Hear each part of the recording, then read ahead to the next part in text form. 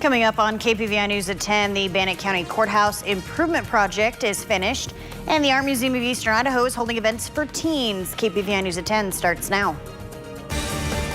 You're watching KPVI News at 10. KPVI News at 10. News that works for you. Good evening. Thanks for watching tonight. I'm Misty Inglett. And I'm Matt Davenport. Our top story tonight, Brian Kohberger's immediate family will be allowed to attend his murder trial. The decision was one of two orders from Judge Stephen Hippler. He ruled the presence of Kohberger's family would not harm the prosecution's case. The family members could be called to testify. Hippler also partly granted the prosecution's request to conduct its own mental health examination of Kohberger.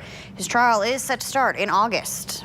And coming up tomorrow night, Dateline will be airing a special looking into the University of Idaho murders, revealing new details that have never been reported before. The 2-hour special will also include interviews with friends of the victims and former students who interacted with Kohberger. In this preview, a former graduate student talks about meeting Kohberger at a pool party. I was kind of mingling and socializing and started chatting with this guy, and he had told me that he had just moved and he was starting his PhD. Holly had that in common with Brian Kohberger. She'd also moved away from home to work on a graduate degree, hers in plant science. I definitely felt a little obligated to chat with him because to me he seemed a little awkward, kind of like you might expect for a PhD student who didn't know anyone at the party and was maybe trying his best to kind of get out there and be social and make friends. Holly told Brian about a hiking group she was part of. And then she did something that still makes her shiver a little. He had put his number into my phone, and then I had texted him my name. It was the very next day, the day after the pool party, when Holly's cell phone buzzed. A message from Brian Kohberger. The wording of the text as I look back on it is kind of peculiar. Here it is, the actual text sent July 10th, 2022 at 1:19 p.m. Quote, "Hey, I'm pretty sure we spoke about hiking trips yesterday. I really enjoy that activity, so please let me know. Thanks." It was almost overly formal. I really enjoy that activity, so, can you follow up with me about that? Dateline's special, The Terrible Night on King Road, airs tomorrow at 8 p.m. here on KPVI. A woman survived after she drove off a cliff in a remote area near the Snake River. According to the Powell County Sheriff's Office, deputies responded yesterday to a car found below Massacre Rock State Park. Deputies say the incident happened Tuesday night. The car went off the cliff and was not found until 10:30 a.m. Wednesday when a person drifting by on a boat spotted a woman in the wreckage. The woman was taken to a nearby hospital. The accident is under investigation. An Idaho Falls man was charged after police say he stole an SUV and then crashed it. According to East Idaho News, Brian Grimes is charged with burglary, grand theft, and petty theft. Court documents state on March 27th, an Idaho Falls police officer responded to a home where a woman said her vehicle had been stolen. Officers eventually found the stolen vehicle and Grimes, who was also cited for not having a driver's license. He's scheduled for a preliminary hearing tomorrow. Well, dare I say it felt like spring out there today. Let's go to East Idaho's Chief Meteorologist, Doug Iverson. Doug. Still trying to feel like summer right now, at least in Idaho Falls. Current temperature, 67. Idaho Falls, you are the warmest temperature on this map, at least on this side of the state. Meanwhile, it's a cool 49. Good evening, Thane, Wyoming. That's where you sit with your current temperature. And just up the road in Alpine, it's 10 degrees warmer at 59 degrees. We're at 51 in Driggs, 60 up in Salmon, 48 in Stanley. And we're 58 over in Burley. Car wash tracker looking good tomorrow. That hasn't changed. Looking good for your Saturday, but Sunday, it may not be a good idea to wash that car. I'll explain a little more later on. Misty? All right, thank you, Doug. 2 structures were damaged after a fire in the Mashad Creek area of Fort Hall earlier tonight. According to the Tribal Office of Emergency Management, the fire started just before 6:30 p.m. at a mobile home. It then spread to nearby fields and other structures. One mobile home was a total loss. The second was severely damaged. Officials believe the fire started in a burn pit and then spread to a pile of tires before igniting the mobile home. 2 firefighters suffered heat exhaustion but were treated and released. The cause of the fire is under investigation. Construction starts soon on the Monte Vista to Pocatello Creek Road Pathway project that begins mid-May. The The project will establish a safe, accessible pedestrian corridor connecting Monte Vista Drive to Pocatello Creek Road. Work includes excavation and backfilling, asphalt and concrete paving, installing retaining walls, storm drain improvements, and installing a flashing beacon for pedestrian safety. The path is designed to be separated from vehicle traffic and linked to the city's trail network. The project should be done in the fall. The Bannock County Courthouse has opened a new parking lot and ADA-compliant entrances. Since August of 2024, the courthouse campus has been undergoing construction. North 6th Avenue between East Clark and Center Streets has recently reopened as a parking lot with 20 spaces, and the elections office also added an ADA ramp to its main entrance. The courthouse also updated its security and weapons detection systems. A ribbon-cutting ceremony is set for May 16th at noon. The Idaho Falls Public Library has announced the grand opening of its new drive-through pickup service that will launch May 12th with a ribbon-cutting ceremony at 10 a.m. Special guests will include Mayor Rebecca Casper, members of the library board, and other community dignitaries. The service will allow library patrons to pick up materials without leaving their vehicle. It's located on the east side of the library, just north of the book drop-off. Patrons can request items by logging into their account, placing holds, and selecting drive-through pickup under the pickup options, or call the library to place a hold. The Art Museum of Eastern Idaho is encouraging teens' creativity with 2 upcoming events. The first is a teen task party. That'll be Saturday from 1 to 4 p.m. Teens will pick up random challenges from the task jar and complete it creatively, such as forming a human sculpture or building a fire-breathing dragon. The event is open to all teens. The museum is also hosting 2 summer camps. The first is June 23rd through the 26th from 10 a.m. till 2 p.m., where teens will experiment and create art inspired by contemporary American artists. The second is August 11th through the 14th from 10 a.m. to 2 p.m., and that will focus on building 3D creations using various materials. A local farmers market is celebrating moms this weekend. Portneuf Valley Farmers Market is celebrating moms by giving away a free flower start to every mom that attends the market on Saturday. Ellen Loomis, the market manager, says they've been doing this now for about 18 years. I think the moms appreciate it, and I think the one flower they get is a special place in their heart in their garden so that they can say, hey, this is something I did. So it's really kind of cool. We've had quite a few people over the years come back regularly as a tradition. Kids bring them home for their grandmothers and things like that. The farmers market goes from 9 a.m. to 1 p.m. at Lookout Point in Pocatello. Still to come on KPVI News at 10, INL firefighters are preparing for the upcoming wildfire season. Details still ahead, but first let's check back in with Doug Iverson. Doug. And we are warming up out there. Almost hit 80 in Idaho Falls today. And look how mild it was last night in Pocatello in town. A low of 50. Got the weekend forecast next. And of course, we'll take a look at what's beyond the weekend coming up. You're watching KPVI News at 10 with Matt Davenport, Misty England, East Idaho's chief meteorologist Doug Iverson, and sports with Kate Calvin. KPVI News at 10, news that works for you. And now Storm Tracker weather with East Idaho's chief meteorologist Doug Iverson. Temperatures will continue to rise through at least Saturday. That means starting tomorrow, the 80-degree temperatures we had last week, they will be making a comeback to most of the Snake River Plain for your Friday. And then it will get even warmer on Saturday. That's where we'll top out. We'll reach our peak in the temperature department for the next 7 days. In fact, warm enough, I think Idaho Falls will have a record high in the afternoon. What a way to start the weekend. Then maybe not quite so nice on Sunday. It's not going to snow, but at least it won't necessarily be dry. Temperatures will start their way down a little bit. There is a risk of thunderstorms on Sunday, and that would be later in the day, and then it gets even cooler beyond Sunday. Wait until you see the 7-day. Maybe you don't want to see it, or close your eyes when it pops up. High pressure building in from the south, pushing northward. We had a little wiggle in the atmosphere run over that high pressure system today. We had a few showers and thunderstorms pop up in the upper highlands and up around DuBois, seeing some shower activity, thunderstorms, winds gusting as high as 54 miles per hour out in the desert. It was probably more wind than anything with these storms. That's about it. Teens have gone to bed. things are starting to settle down out there weather-wise. 60 or 46, I should say, for a low temperature for your Thursday night in Pocatello with a clear sky. Idaho Falls, we'll see a low of 39 degrees.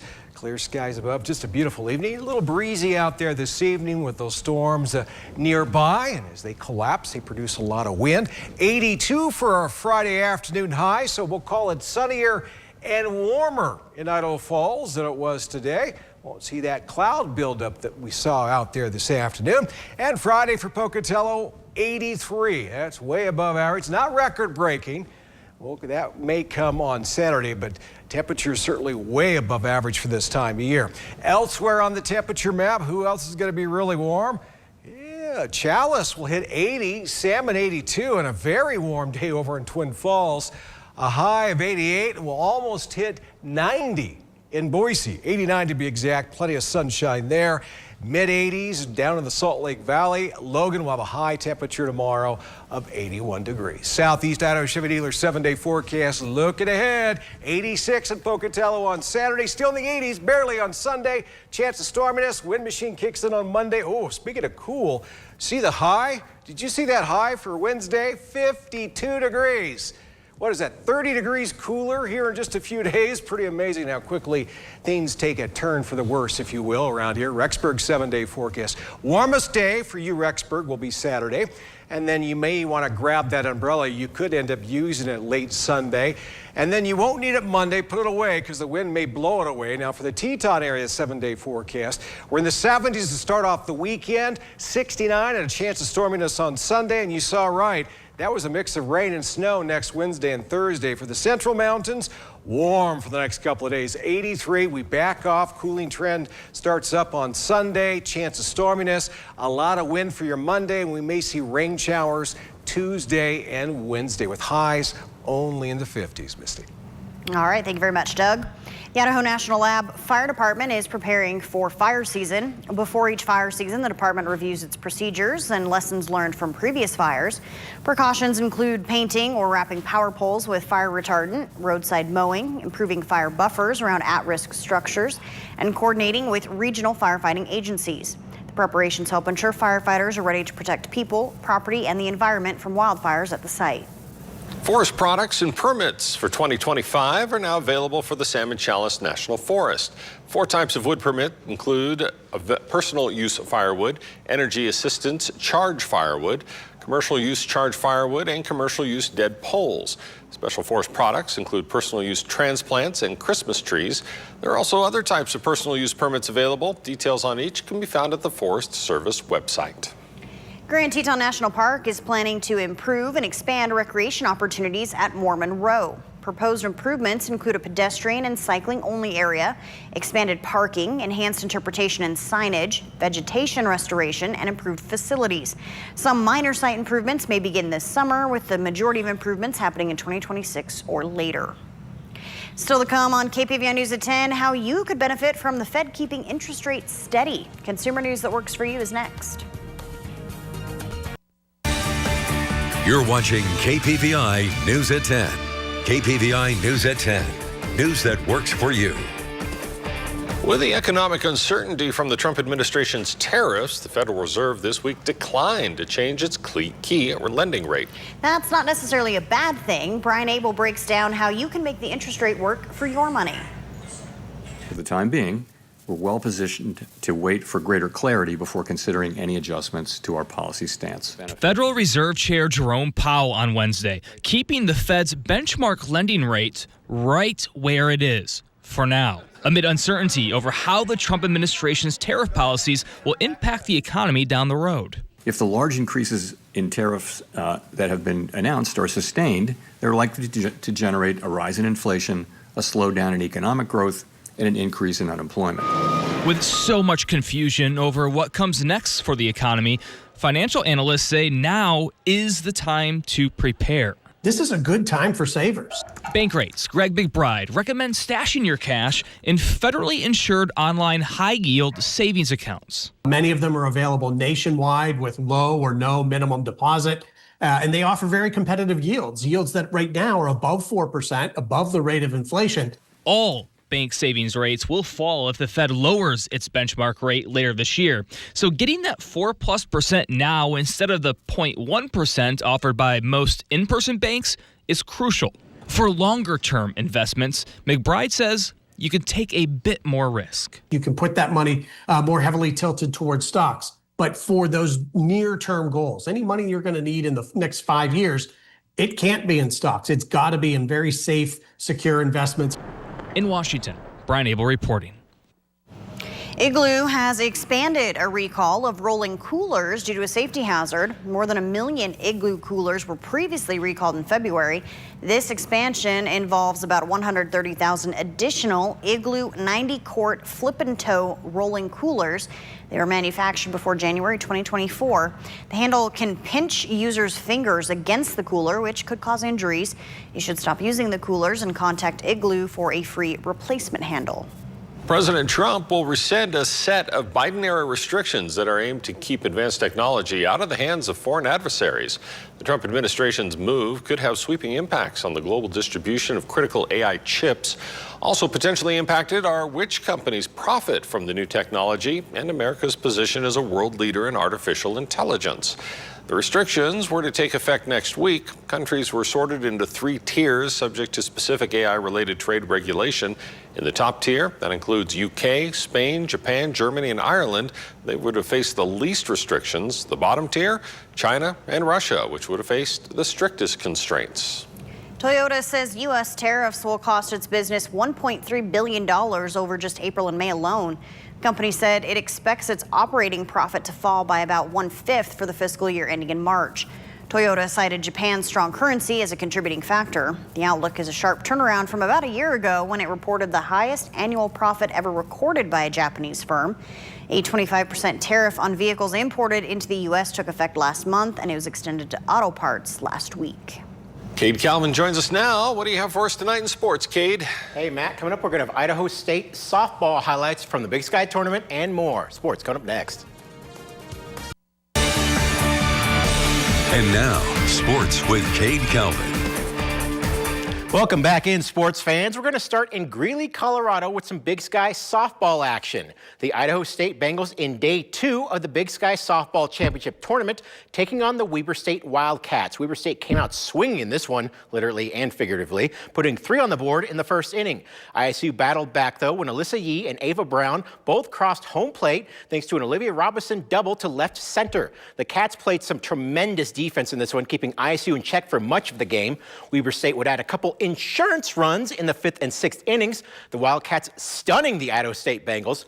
5-2 is your final in this one. ISU will get another crack at it tomorrow, though. It is double elimination. And in high school varsity softball in 6A, the Highland Rams knock off the Thunder Ridge Titans for the district championship. The Rams will be state tournament bound next week. 5-4 is your final there. And in the 5A district title game, the Blackfoot Broncos swat the Bonneville Bees. 19-5 is that final. Not close there. Kentucky Derby winner Sovereignty will not run in the Preakness Stakes, meaning there will be no Triple Crown winner this year. According to NBC Sports, trainer Bill Mott contacted officials to alert them about the decision. There is only a 2-week turnaround from the Derby to the Preakness, and Mott said they are doing, quote, what's best for the horse, end quote. This is the 4th time since Justify won the Triple Crown in 2018 that the Preakness will go on without a true shot at a Triple Crown winner. The short turnaround, along with changes in modern horse racing, has sparked some debate in the sport about whether the races should be more spread apart. The Preakness will air right here on KPVI Saturday, May 17th. All right, now let's go to Las Vegas, Nevada for some NHL playoffs. The Golden Knights trying to tie the series against the Edmonton Oilers. The Oilers took Game 1 4-2. Knights got it started early in this one, though. Tremendous puck movement to claim the 1-0 advantage. Things started looking bleak when the Oilers scored 3 goals in a row in the second period. The Knights were able to find the back of the net again, though, on a William Karlsson tip and shot just before the break. This one's still going. We've got about 3:56 left in the third period, and when you know it, it is 4-2 4-4. Maybe some free hockey coming up. Overtime, baby. A toy synonymous with the latest in pop culture is partnering with the WNBA. Funko says it's launching a line of pop figures representing women's basketball players. The first wave will feature Asia Wilson of the Las Vegas Aces, Angel Reese of the Chicago Sky, Breonna Stewart of the New York Liberty, and Caitlin Clark of the Indiana Fever. Pre-sale for the new pop figures starts on May 14th, just before the WNBA season. And I know Matt, my guy Matt, he's going to get the full collection, baby. Because I need more Funko Pops in my house. Right next to all your Star Wars ones, right? I need another room to put those in. All right, thanks, Kate. Still to come on KPVI News at 10. A raccoon in Ohio has found something it shouldn't have. That story's coming up next. You're watching KPVI News at 10. KPVI News at 10. News that works for you. A routine traffic stop turned anything into routine in Ohio when an officer found a raccoon in a vehicle with a meth pipe. In its mouth, too. It all started when an officer pulled over Victoria Vidal due to a suspended license. As she was being detained, the officer saw Chewy in the front seat with a meth pipe in its mouth. The officer took it, and the raccoon somehow produced a second pipe. What? Yeah, a second one. Then they searched the vehicle, found a stash of methamphetamine, crack cocaine, and a total of 3 used glass meth pipes. Luckily, Chewy wasn't harmed, we hope, and the proper authorities A little tweaked out of his mind, but... Wow. That is a new one. Police say that is a first for them. You got some splaining to do. Ohio would definitely be on the short list of states. I'll tell you what, if Ohio or Florida for wow. Yeah, if you've ever messed with a raccoon, you know that they can be pretty wild. Imagine a cracked out raccoon. Maybe it would have the opposite effect. Maybe it would calm them. I don't know. Yeah, opposite effect. All right, Doug, let's take a look at our viewer pick for tonight. All right, from raccoons to scary, stormy skies here in East Idaho. This was on Monday. Al up in Fremont County took this photograph. Makes you want to head inside. Got a weather photo? Just submit it to our website and we'll show it off for you. Cracked out raccoons on the next KPVI News. You can have the latest news and weather delivered right to your mobile device. Just download the KPVI News app for phone or tablet. You'll find links to those at kpvi.com. We'll see you back here tomorrow.